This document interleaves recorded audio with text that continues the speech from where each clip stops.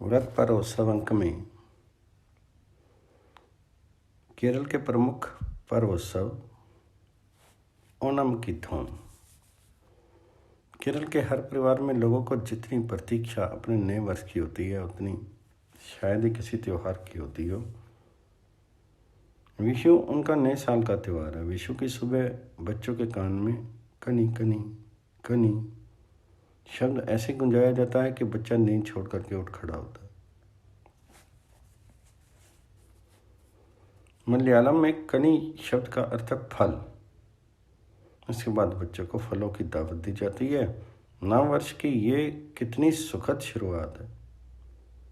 विशु के इस शुभ दिन केरल के हर घर में संगीत लहरियां गूंजती हैं। लोग भक्ति संगीत में लीन होकर के नव वर्ष का स्वागत करते हैं। एक तरह से किसानों के लिए ये पर्व एक अनोखा आशा पुंज है। इस दिन वे सुखी और समृद्ध जीवन की कामना करते हैं। विशु के पहले उत्तरी केरल के मंदिरों में थट्टम का आयोजन होता है। थट्टम एक तरह से पुरुषों द्वारा अपने इष्ट देव को रिझाने की प्रार्थना है। इस आराधना में दो विभिन्न जातियों के लोग देवी और देवता का रूप धारण करके रंग बिरंगे वस्त्र पहन करके मंदिर के समक्ष नृत्य करते हैं। उनके आकर्षक रंगों से रंगे मुखौटों की छवि तथा नृत्य की लय के साथ छेंदा ढोलों की तेज आवाज एक निराला समा बांध देता है। आमतौर पर थीरा नृत्य की प्रथा केरल के योद्धा परिवारों के प्राचीन मंदिरों से जुड़ी हुई है। यह मंदिर द्रविड़ परंपरा के अनुगत हैं। इन्हीं बड़े मंदिरों में आर्य देवी देवता विराजते हैं। हर वर्ष अलग अलग तरह तरह के पर्व मनाए जाते हैं। इनमें आराध, ताला, प्योली, पूरम, बेला या उत्सव अधिक प्रसिद्ध हैं। इन अवसरों पर सभी धर्मों और वर्गों के लोग भारी संख्या में शरीक होते हैं। इन पर्वों का पारंपरिक शास्त्रोक्त नृत्यों और संगीत से सीधा संबंध है। शुद्ध केरल शैली के कृष्णाटम, कथकली, तुल्ला और मोहिनी अट्टम नृत्य तथा नाटिकाएं अत्यधिक लोकप्रिय हैं। पुरम केरल से बाहर त्रिचूर का मंदिर हाथियों की लुभावनी यात्रा, जगमगाती आतिशबाजी और मधुर संगीत लहरियों के लिए प्रसिद्ध है।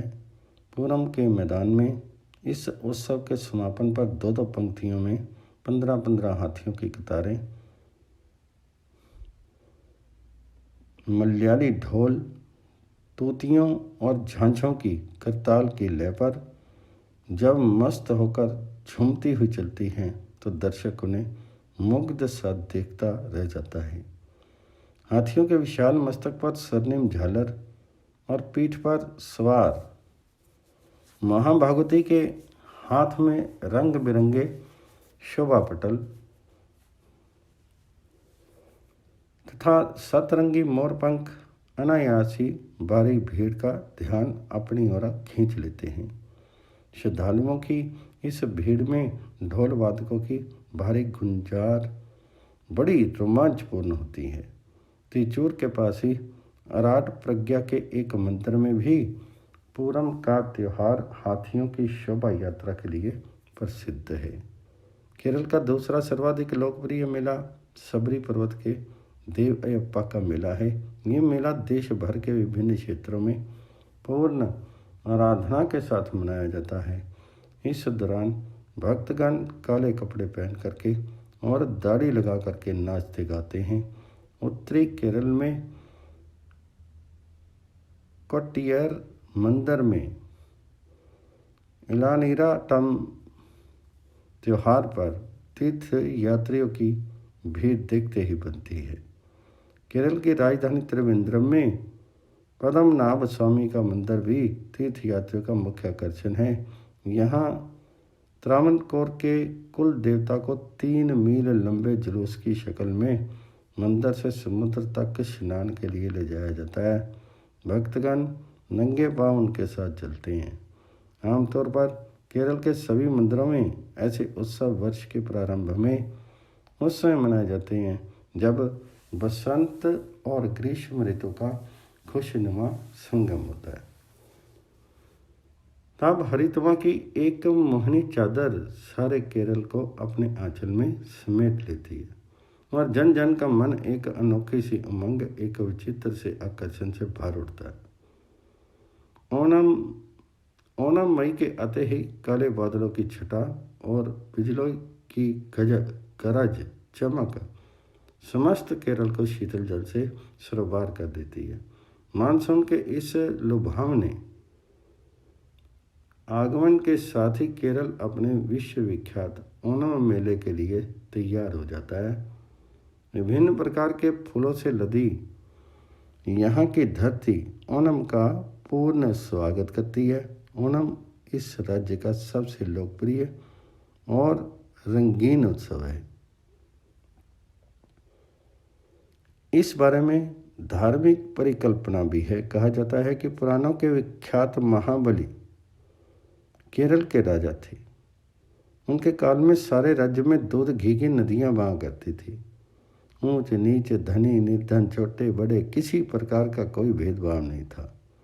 आय वर्ग के साथ उनकी बढ़ती हुई कीर्ति को सहन नहीं कर सके, इसलिए षड्यंत्र रच करके उन्हें पदच्युत कराने का यत्न किया गया।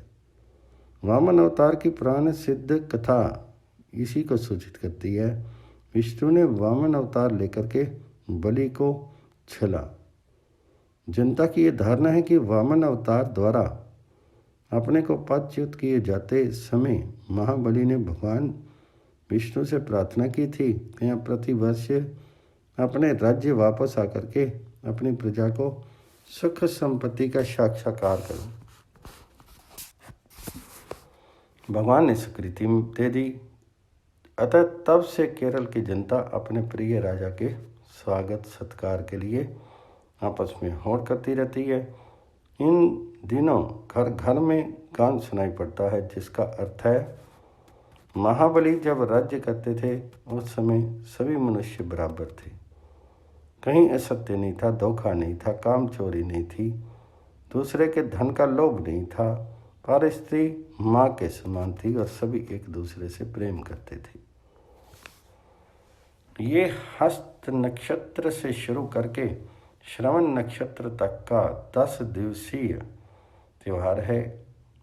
हर घर के आंगन में महाबली की मिट्टी की त्रिकोणात्मक मूर्ति, जिसको तिक्कार करी अप्पन कहते हैं, बनी रहती है। इसके चारों ओर विविध रंगों के फूलों के वृत्त रचे गए हैं।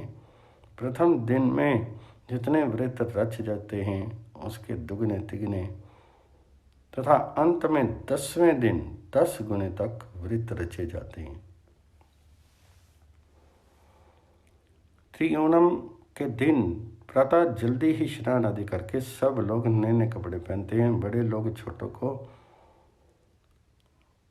अन्नपुड़वा यानी ओणम के कपड़े प्रदान करते हैं।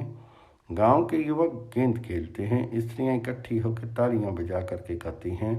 घरों में केले के पकवान, जिसको पलनोरनको कहते हैं, बनाए जाते हैं। तिरुओणम के पहले ही नई फसल के अनाजों से खलिहान भर जाते हैं। सुख संपत्ति के इस अवसर पर ओणम का त्यौहार पूरी खुशी से मनाया जाता है। इसी अवसर पर यहाँ सर्पनौका दौड़ प्रतियोगिता का आयोजन किया जाता है। इसे सर्पनौका दौड़ इसलिए कहा जाता है कि ये नौकाएं सर्प सी होती हैं। इनकी लंबाई लगभग 50 फीट तक होती है और बीच का भाग बहुत तंग होता है। काली लकड़ी की बनी ये नौकाएं पानी पर इस तरह तैरती हैं मानो कोई बहुत बड़ा सांप तैर रहा हो। त्योहार के अवसर पर लोग अपनी नाव को सजाते संवारते हैं और उसके बाद उसे निकटवर्ती तट पर स्थित मंदिर के पास ले जाते हैं, क्योंकि अवसरों पर नौकाओं पर लाल और पीले रंग की छतरियाँ तान दी जाती हैं।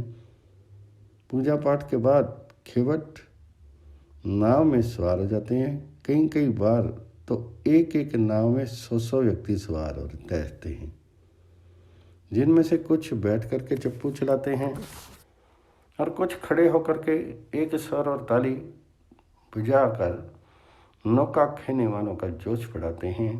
खड़े हुए लोग ताल दे करके गीत गाते हैं और चप्पू चलाने वाले उनकी ताल की धुन पर चप्पू चलाते हैं। जैसे जैसे ताल और धुन तेज होती है, वैसे वैसे चप्पुओं की गति भी तेज होती जाती है। विभिन्न ग्रामवासियों के बीच होड़ के साथ साथ ये धार्मिक पर्व एक प्रतियोगिता का रूप धारण कर लेता है। केरल में अन्य क्षेत्रों की तरह ईसाइयों के पुनीत पर्व भी पूर्ण श्रद्धा से मनाए जाते हैं। इसमें गल्लातुर, एदाथू और संत सेबस्तियां की दावत मशहूर है। इसी तरह मुस्लिम वर्ग भी उत्साह अपने त्यौहार मनाते हैं। कई मौक़ों पर मुस्लिम युवक एकत्र होकर के मप्पिल लपाटू नृत्य आयोजित करते हैं। इसमें भाग लेने वाले लोग गोलाकार दायरे में डंडा नृत्य करते हैं। ये नृत्य उत्तर प्रदेश के चिट्टा नृत्य के समान है। यहाँ के कुछ स्थानीय मेले भी बहुत चर्चित हैं। मामपुरम मस्जिद में नेरचा और भीमापल्ली में भीमा बेबी की याद में आयोजित चंदनागुडम मेले को देखने दूर दूर के लोग आते हैं। शिवरात्रि, होली, दशहरा और दीपावली भी यहाँ देश के दूसरे भागों की तरह मनाए जाते हैं। विजयदशमी पर तख्ती और शक्ति पूजा का काफी प्रचलन है। केरल के सीमावर्ती इलाकों पर तमिल संस्कृति की छाप स्पष्ट अंकित है। यहाँ भी रथ उत्सव मनाए जाते हैं। दक्षिण केरल में एक रथ गाड़ी पर लगे लंबे बांस की चोटी पर सवार एक पुरुष गरुड़ का रूप धारण करके घूमता और बल खाता है। आदिवासी शैली का ये त्यौहार अपने अपने अतीत रोमांचक और साहसिक हैं। केरल के लोग अपनी संस्कृति इतने निकट हैं कि सदियों तक उन्हें इसमें कोई विलग नहीं कर सकता। व्रत पर उत्सव में श्री शीतला मातेश्वरी का ऐतिहासिक मेला मुजफ्फरनगर से 30 किलोमीटर की दूरी पर पानीपत खटीमा राष्ट्रीय राजमार्ग पर मीरापुर के निकट बब्रे वाली माता के नाम से एक प्रसिद्ध तीर्थ स्थल है। इस तीर्थ स्थल की महिमा के विषय में ऐसी प्रसिद्धि है कि यहाँ पर चित्रांगदा से उत्पन्न महारथी अर्जुन के पुत्र बब्रू वाहन ने पीपल के वृक्ष के नीचे बैठ करके आदि शक्ति जन कल्याणी कालरात्रि माता शुभ करनी शीतला का ध्यान किया एवं माँ के साक्षात दर्शन दिए और लोक कल्याणार्थ उनका पवित्र स्थान अपने कर कमलों द्वारा स्थापित किया। ये स्थान आज विशाल मंदिर के रूप में स्थित है। मीरापुर को उपकाशी के नाम से भी जाना जाता है। कहा जाता है कि पहले जब जंगल था तब हस्तिनापुर के शासक यहाँ आखेट को आते थे। अर्जुन के पुत्र बब्रू वाहन का ठहरने का स्थान यहाँ बना हुआ है और अब देवता के नाम से प्रसिद्ध है। श्री शीतला माता का मंदिर मुख्य मार्ग से 1 किलोमीटर अंदर है। प्रतिवर्ष यहाँ होली के तुरंत बाद ऐतिहासिक मेला लगता है। दूर दूर से लोग दर्शन करने आते हैं। यहाँ ये प्रथा चली आ रही है कि विवाह के बाद दूल्हा दुल्हन सर्वप्रथम यहाँ आकर के पहले माँ का आशीर्वाद लेते हैं और अपने सुख में दाम्पत्य की प्रार्थना करते हैं। प्रत्येक सोमवार को यहाँ दर्शन करने वालों की बड़ी भीड़ लगी रहती है। आंध्र का उगादी पर्व फागुन बीतने पर चैत्र आता है और भारतीय वर्ग प्रारंभ होता है। आंध्र में ये अवसर सबसे अधिक बड़े पर्व के रूप में मनाया जाता है। आंध्र में इस पर्व का नाम उगादी का शुद्ध रूप है युगादि, अर्थात युग का प्रारंभ। उगादी आंध्र का महान पर्व है। इसमें उत्तरी भारत में दीपावली पर रहने वाली धूमधाम, व्यस्तता और हर्ष अतिरेक के दर्शन होते हैं। युगादि के नामकरण के बारे में पौराणिक विवरण प्रचलित हैं कि चैत्र के प्रथम दिन से ही ब्रह्मा ने सृष्टि के निर्माण का कार्य प्रारंभ किया था।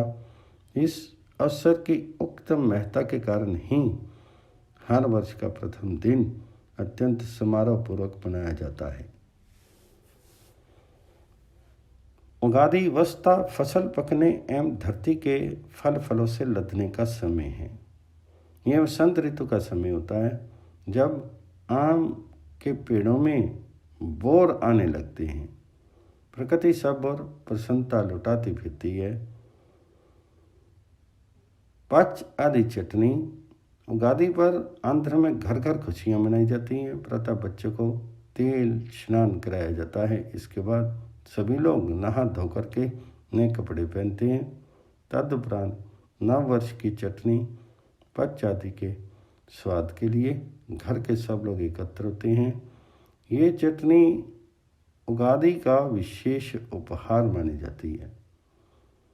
इसमें नीम की नरम कोपलें, गन्ना, गुड़, कच्चे आम की फांकें तथा नमक डाला जाता है। इसके बाद उन्हें पीस करके एक बर्तन में रख लिया जाता है और परिवार के सभी लोग आवश्यक रूप से इसका आस्वादन करते हैं। बताया जाता है कि चटनी में नीम की कोपलें मिलाने का तात्पर्य है कि जीवन मीठा ही नहीं है, उसमें कटुता भी है। वस्ता बिना कटुता सहन किए जीवन का आस्वादन प्राप्त नहीं हो सकता। नया वर्ष शुरू हो जा सकता है पर उसकी कटुताओं के लिए भी तैयार रहना चाहिए। चटनी इसी बात की प्रतीति कराती है। पंचांग श्रवण इस पर्व की एक दूसरी विशेषता होती है पंचांग सुनना। इस दिन सभी लोग सामूहिक रूप से एकत्र होते हैं और उसमें वर्ष का पंचांग सुनाया जाता है। इसमें नए वर्ष की संभावनाओं और आशंकाओं एवं शुभ संकेतों पर प्रकाश डाला जाता है। इसमें न किसी एक व्यक्ति के बारे में बताया जाता है, न किसी दिन विशेष के बारे में, अपितु इसमें सारे राष्ट्र एवं समाज के संबंध में आगामी वर्ष का संकेत दिया जाता है। यथा नए वर्ष में महामारी आएगी या समृद्धि रहेगी और क्या क्या होगा। शादियों के बारे में भी इस अवसर पर बताया जाता है। ग्रामों में आज भी समस्त जन समुदाय इस दिन एकत्र होता है और इसमें नए वर्ष का पंचांग पढ़ा जाता है। नगरों में भी आंशिक रूप से ये प्रथा प्रचलित है। वहाँ सब तो नहीं, फिर भी काफ़ी लोग एकत्र हो जाते हैं और पंचांग की घोषणाएं सुनते हैं। वर्षों के नाम उगादी पर वर्ष का नाम भी रखा जाता है। इस प्रकार 60 वर्ष का एक चक्र माना जाता है जिसमें हर वर्ष का नाम होता है। इस नामकरण में वर्ष की संभावनाओं का संकेत रहता है। वर्षों के नाम होते हैं यथा शुभकृत, क्रोधी, पराभव, विरोधकृत, प्लव आदि। शुभकृत से जहाँ शुभता का संकेत मिलता है वहीं क्रोधी से भयजनक घटनाओं का। पर संकेत कुछ भी हो, पचारी चटनी के आस्वादन से पहले ही ये बता दिया जाता है कि मीठे के साथ तिक्तता का भी भोग आवश्यक है। अतः नए वर्ष का स्वागत हर स्थिति में पूर्ण उत्साह से करना चाहिए और अशुभ संकेतों से बिल्कुल निरुत्साहित नहीं होना चाहिए। व्रत पर उत्सव अंक में कांचीपुरम का गरुड़ उत्सव। दक्षिण भारत के प्राचीन नगर कांचीपुरम में गरुड़ उत्सव नाम का त्यौहार मई या जून मास में 10 दिन तक बड़े धूमधाम से मनाया जाता है। इस अवसर पर गरुड़ भगवान जी की मूर्ति को सुंदर और विशाल रथ में प्रतिष्ठित करके नगर की वीथियों में जुलूस के रूप में निकाला जाता है। इन दिनों नगर की सड़कों पर सुगंधित जल का छिड़काव होता है। भक्तगण मृदंग तथा अन्य वाद्यों की मधुर ध्वनि के साथ कीर्तन करते हुए रथ के साथ चलते हैं। कुछ लोग रंग बिरंगे छत्र लिए और चवर ढुलाते हुए जुलूस की शोभा बढ़ाते हैं। मार्ग के दोनों ओर खड़े असंख्य नर नारी सजे हुए थालों में रखे नारियल, फल और फूल रथ पर चढ़ाते हैं तथा कपूर आदि से आरती उतारते हैं। इस प्रकार उस उत्सव का उल्लास देखते ही बनता है। गरुड़ विष्णु भगवान जी के वाहन, अनन्य भक्त तथा कृपा पात्र हैं, इसलिए कष्टों से मुक्ति के लिए उनकी उपासना की जाती है। व्रत पर उत्सव अंक में हिमाचल के तीज त्योहार।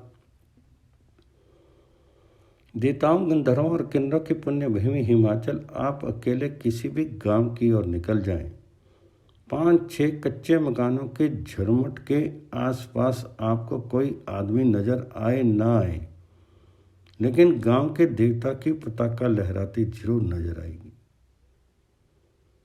गांव के पुरखे सदियों से ग्राम देवता को पूजते आ रहे हैं।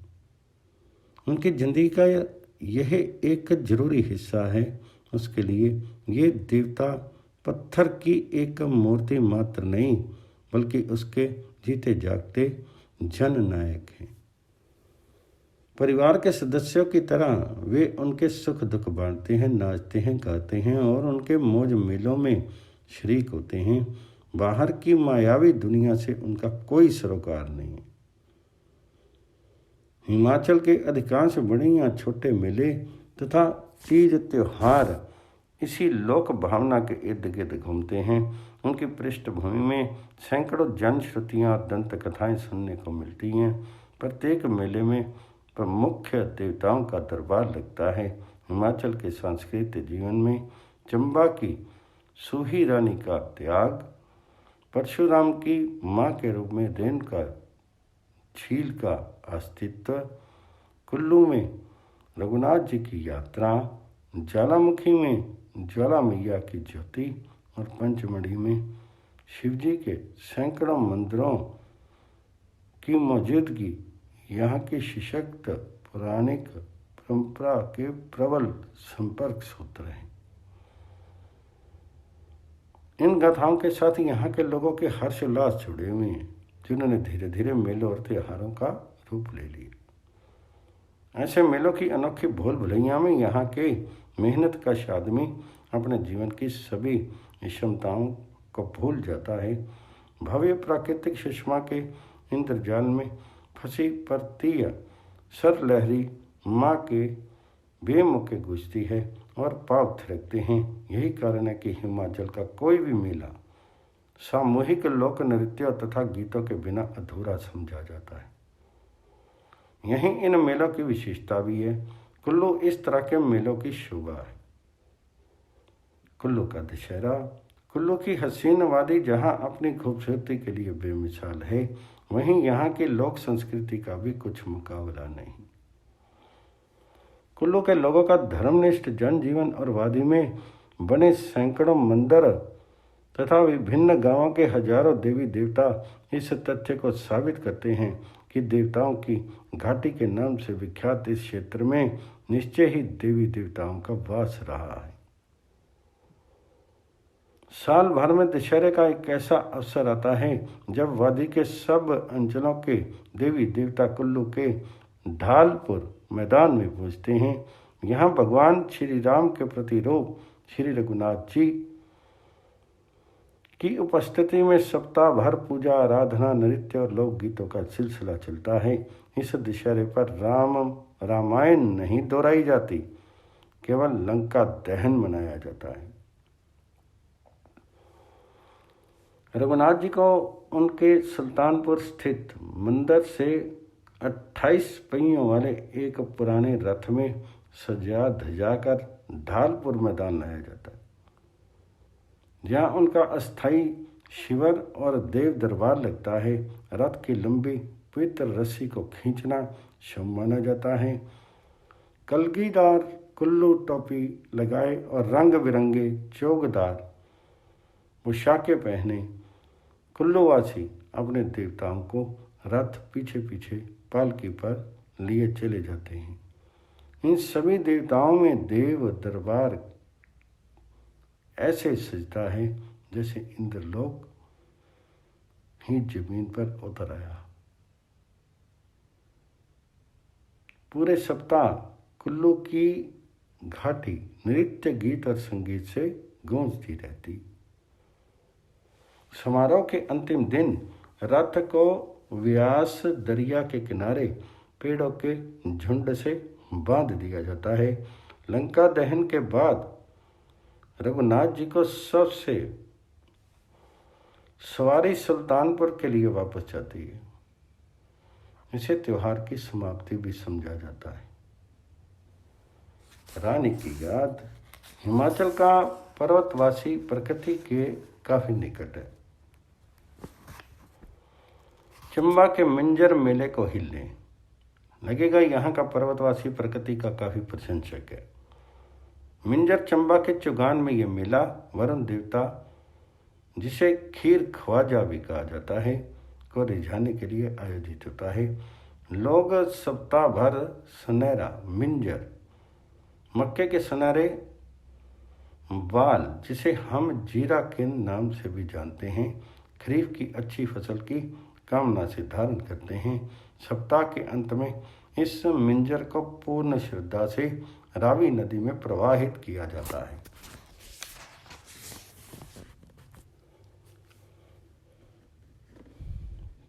मिंजर में चंपा के मुख्य देवता और श्री रघुनाथ जी की शोभा यात्रा चित्ताकर्षक होती। यात्रा में जहाँ वरे की जालपा, स्थानीय देवी और सुहु रानी की सवारियाँ होती हैं, वहीं भगवान मणि महेश, लक्ष्मी नारायण तथा चरपतनाथ के ध्वज एवं प्रतीक चिन्ह इस उत्सव की रंग बिरंगी दुनिया को और भी मनोरम बना देते हैं। शहर के बीचों बीच घूमता घुमाता जुलूस दरिया के किनारे देवताओं की जल समाधि के साथ संपन्न होता है। कहते कि जब राजा शैल वर्मा ने चंबा शहर बसा लिया तो जनता मारे प्यास के तड़पने लगी। पानी रावी नदी से लाया जाता था। कष्ट निवारण के लिए राजा ने कोलह बनवाने के अनेक प्रयास किए, परंतु फिर भी शहर में पानी नहीं आया। एक रात रानी को सपना आया कि राजवंश में से किसी के बलिदान से ये समस्या हल हो जाएगी। रानी ने जल कल्याण के लिए कूले की दीवार में खुद को चुनवा करके आत्मत्याग किया।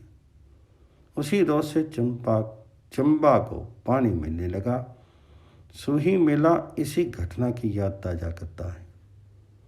हिमाचल की परंपराओं पर शिव शक्ति विचारधारा का विशेष प्रभाव है। कांगड़ा हो या बिलासपुर, हर वर्ष तीर्थ यात्रियों की सैकड़ों टोलियाँ नवरात्रों के द्वार ज्वालामुखी, ब्रजेश्वरी देवी, चामुंडा, चिंतपूर्णी तथा नैना देवी के मंदिरों के शक्ति पर्वों में शरीक होती हैं। इनमें ज्वाला मैया का विशेष महत्व है। यूँ तो हिमाचल में शिवरात्रि का बहुत से मेले लगते हैं, लेकिन शिवालयों की नगरी मंडी और भूतनाथ की स्थली बैजनाथ की शिवरात्रि विशेषता उल्लेखनीय है। तेजस्वी परशुराम की माता साध्वी रेणुका ने रेणुका झील में समाधि ली थी। आज भी यदि किसी निकट की छोटी से इस झील को निहारा जाए तो इसका आकार पूर्ण नारी जैसा लगता है। हर वर्ष नवंबर की सुनहरी धूप में यहाँ का भारी मेला देवताओं का भीड़ के अलावा भक्तों की भी काफ़ी भीड़ खींचता है। मेले पर सिरमौरी लोक नृत्य नाटी की इतनी धूम रहती है कि स्वयं आप भी नाचे बिना नहीं रह सकेंगे।